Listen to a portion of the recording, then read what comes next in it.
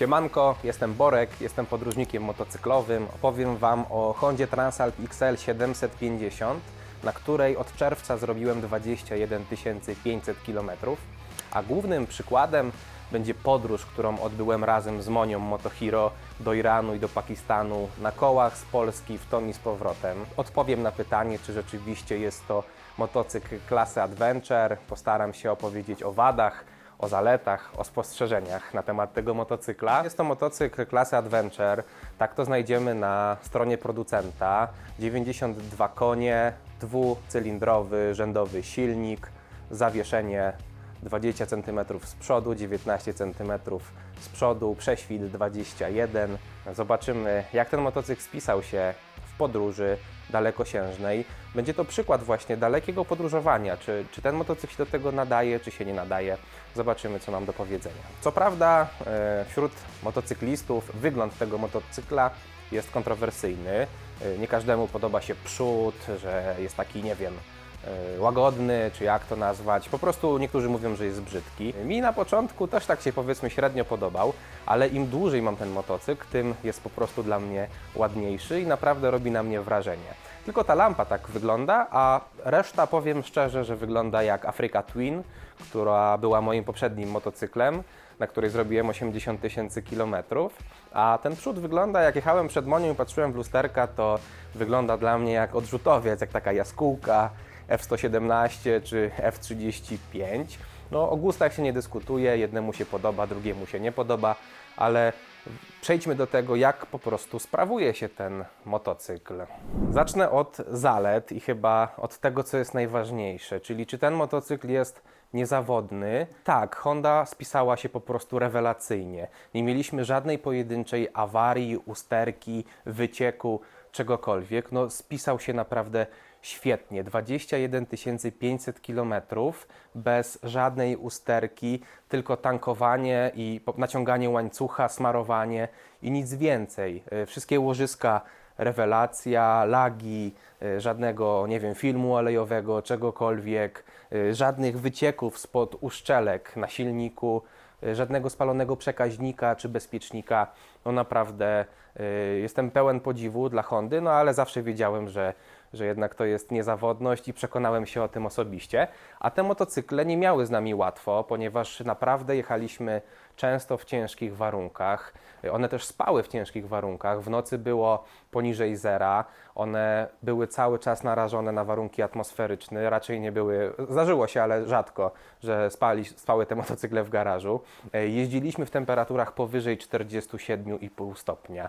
Mijaliśmy trąby powietrzne, burze piaskowe. Byliśmy na wysokości 4700 metrów, gdzie ciśnienie atmosferyczne jest mniejsze.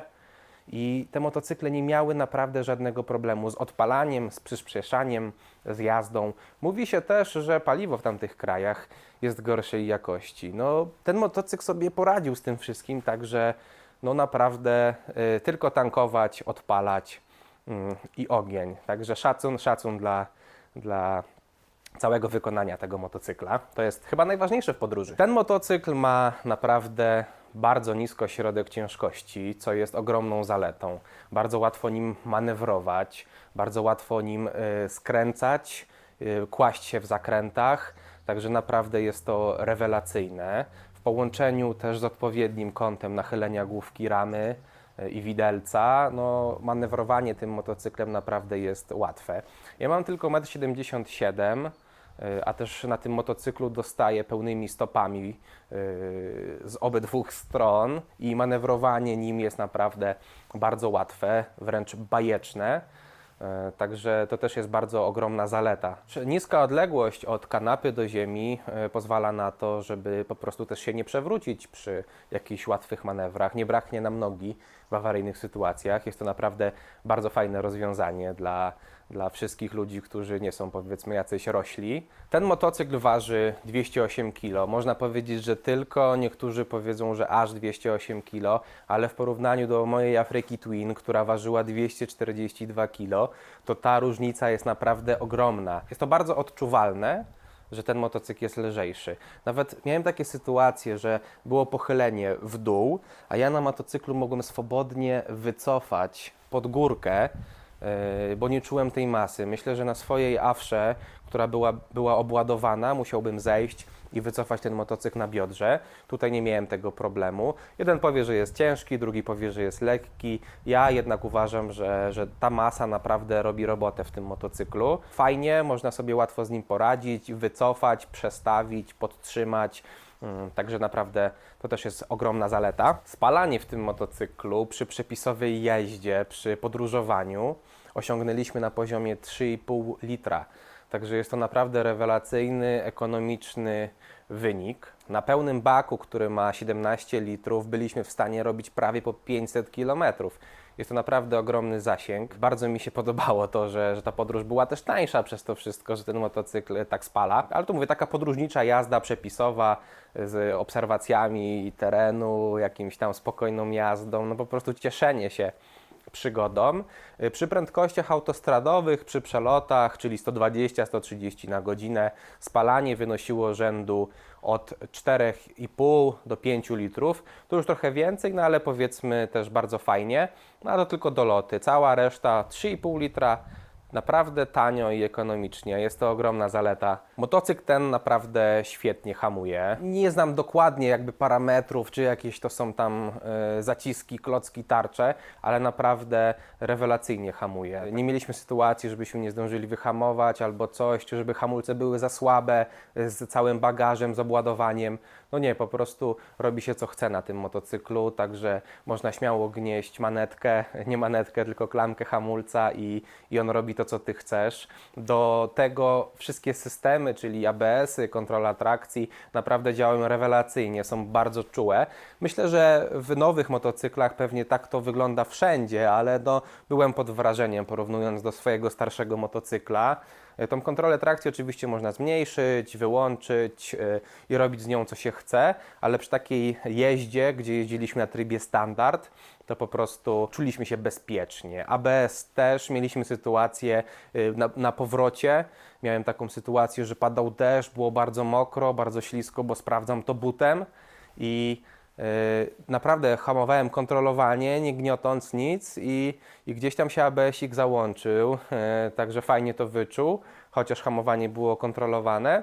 I Monia raz miała sytuację, że w Pakistanie na zjeździe, na wyślizganym asfalcie, trochę piachu, jak wcisnęła klamkę hamulca, to przód po prostu załączył jej się ABS na przodzie. Także naprawdę jest to bardzo bezpieczny motocykl, jeżeli o to chodzi. 92 konie mechaniczne, dokładnie 91,8. Czy to dużo, czy to mało? Tak naprawdę w taką podróż, w jakiej byliśmy, to uważam, że tak naprawdę to jest za dużo. Nigdy nie mieliśmy sytuacji, że brakło nam mocy, nigdy nie mieliśmy sytuacji, że potrzebowalibyśmy czegoś więcej. I tak jeździliśmy spokojnie, prawie przepisowo.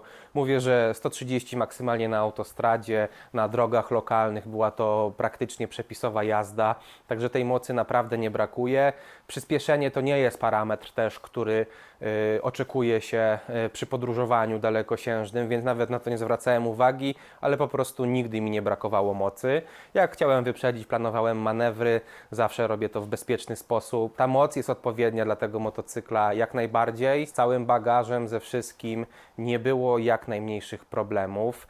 Producent podaje, że najwyższy moment obrotowy jest przy 7250 obrotów. Szczerze mówiąc, nigdy nie wchodziliśmy w ten zakres. Jeździliśmy chyba do 5 do 6 tysięcy. Tak to wygląda w podróży, a i tak nie brakowało tego wszystkiego. Jedyne co, to rzeczywiście ten najwyższy moment obrotowy mógłby być w niższym zakresie obrotów silnika. Ale też nie zauważyliśmy, żeby była taka potrzeba, że brakowało nam dołu czy czegokolwiek. Naprawdę ten motocykl świetnie się spisał do takich potrzeb. Bardzo przyjemnie nam się nim jeździło, bardzo bezpiecznie. Nie było takiej sytuacji, żebyśmy potrzebowali czegoś więcej od tego silnika po prostu. Skoro mówiłem też o bezpieczeństwie, to ten motocykl naprawdę posiada fajne tryby. Może nie wszystkie są właściwe, ale jestem pod wrażeniem trybu Rain, który jest mega bezpieczny, odcina moc i masz wtedy takie poczucie bezpieczeństwa, że nie wpadniesz w żaden poślizg. Ta kontrola trakcji też wtedy jest jeszcze nad wyraz czuła. Naprawdę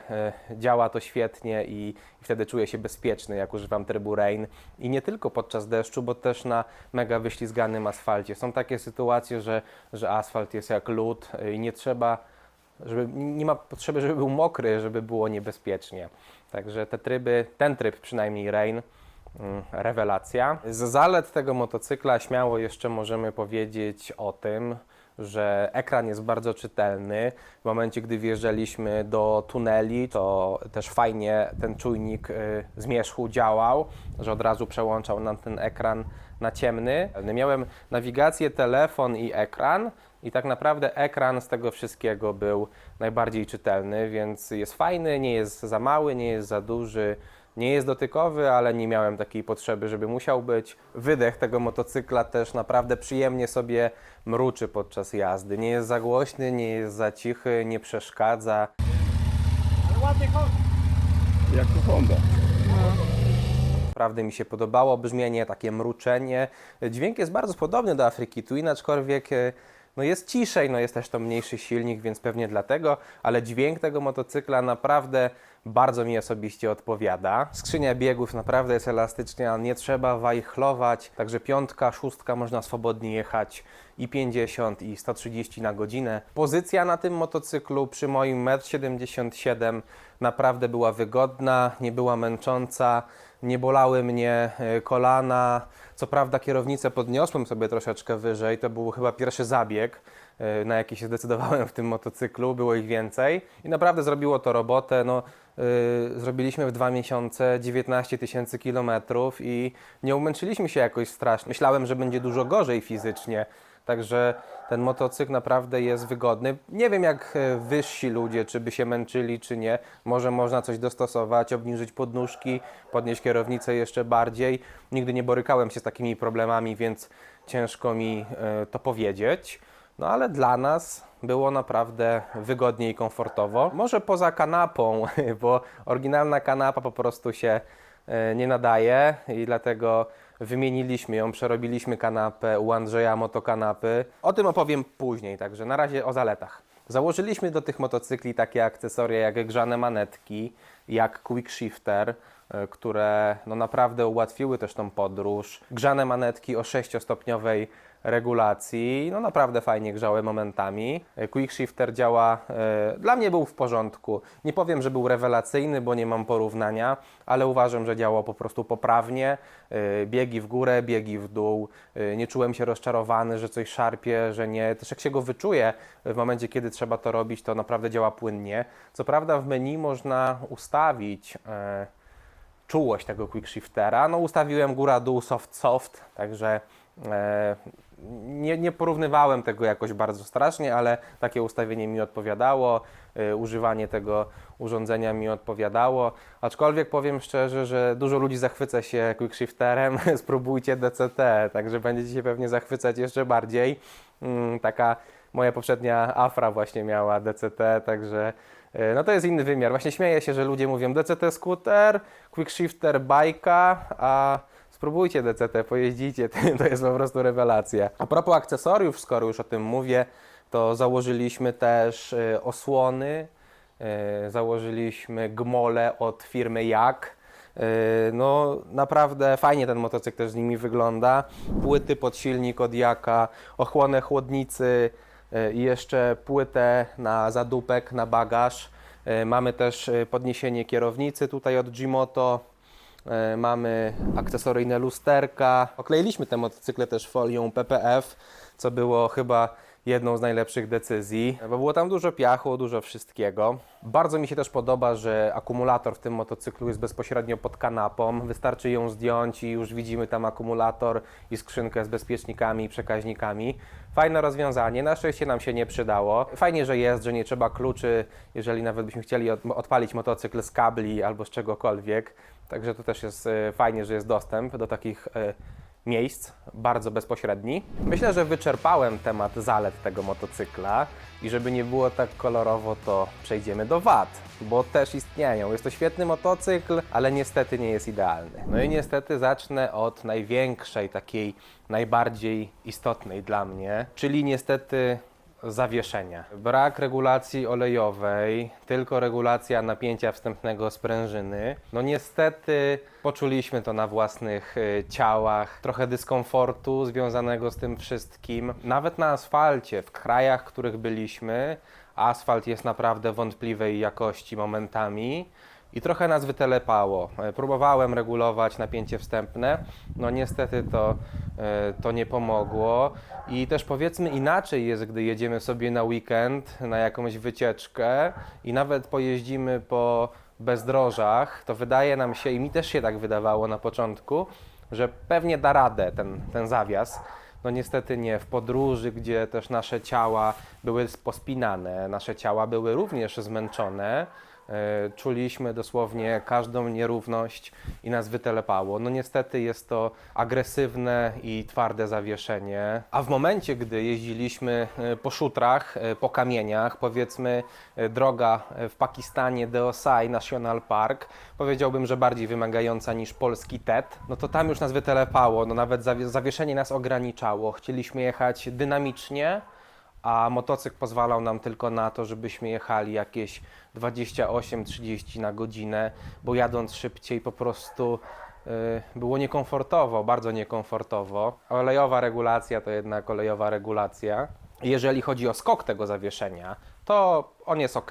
Możliwe, że dobiliśmy czasem na twardy stop, z przodu 20 cm, z tyłu 19, ale nie zdarzało się to jakoś często. W podróży też wiadomo się nie skacze, nie kombinuje, nie wymyśla, więc skok ok, ale jednak agresywność no niestety nie. Na asfalt idealnie, dobry asfalt, ale na dobry asfalt to wszystko jest dobre. Powiedzmy shooter, ubity shooter, no też ok, no ale no nie okłamujmy się, po twardym shootrze, fajnie ubitym, to nawet jakimś pewnie ścigaczem przejedziemy. Na dużych nierównościach, na dużych dystansach, na szutrach po przejechaniu, nie na szutrach, tylko na kamieniach, już po zrobieniu 8-10 tysięcy kilometrów, organizm źle to znosi. No i poleciało po prostu kilka przekleństw w kasku, przyznaję. Kolejnym wadą tego motocykla na pewno jest prześwit. Niby 21 cm, wydawałoby się niemało, ale niestety zdarzyło nam się czasami dobić. Dobrze, że mieliśmy płytę Jaka, bo osłoniła nam kolektor, osłoniła nam miskę olejową, aczkolwiek no zdarzało się to, że dobijaliśmy tą płytą nawet na progach zwalniających. W Pakistanie były takie progi zwalniające i też zdarzyło się przy wolnym przejeździe przytrzeć tą płytą, więc no ten prześwit mógłby być wyższy. Na szczęście płyta to ochroniła, także w mojej ocenie dwie największe wady: zawieszenie i prześwit w tym motocyklu. Przejdźmy dalej, bo nie jest to wszystko. Seryjna kanapa w tym motocyklu to też jedna z rzeczy, która chyba nie powinna mieć miejsca. To jest motocykl klasy Adventure. Pamiętam nasz pierwszy wyjazd po odebraniu z salonu tych motocykli. Pojechaliśmy w Bieszczady i z powrotem. Zrobiliśmy 1000 km w 3 dni i tyłki nam chciały odpaść. Na szczęście przed wyjazdem Andrzej Motokanapy przerobił nam te kanapy, poszerzył, wymienił gąbkę, wydłużył, zmienił nam spadek. Także Andrzej, świetna robota i polecam to każdemu w tym motocyklu. Trzeba to zrobić na samym początku, żeby nie cierpieć. Andrzej naprawdę robi rewelacyjną robotę. No, zrobiliśmy 19 000 Iran-Pakistan i no praktycznie bez żadnego dyskomfortu. No rewelacja. 2 razy poczułem szczypanie w tyłku. Raz było po 9000, na drugi dzień przeszło. Drugi raz było po 13 000, na drugi dzień przeszło. Także Andrzej po prostu robi taką robotę, że sam byłem w szoku i śmieję się, że jest coś takiego jak Iron Butt Association i wszyscy, którzy dostali tą nagrodę z kanapą Andrzeja, czy tam odznakę, muszą ją oddać. Także jak ktoś mi powie, że ma tą odznakę, czy ma tą nagrodę, to najpierw zapytam, skąd masz kanapę i wtedy będę uznawał, czy jest zasłużona, czy nie jest zasłużona.